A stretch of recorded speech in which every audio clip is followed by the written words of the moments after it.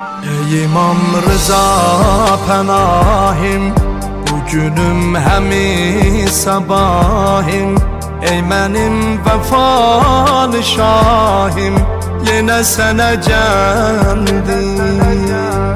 Ey mənim nəfəsim ahim, güneşim səfalı mahim.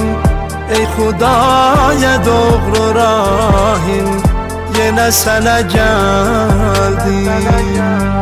Sən canım özüm ağam, sən görən gözüm ağam.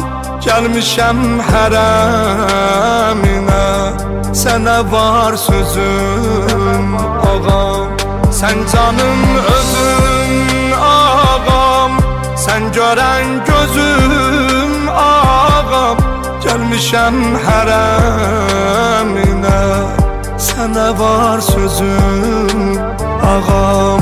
Həsrətin canımı aldı, bükülür dizim ağam.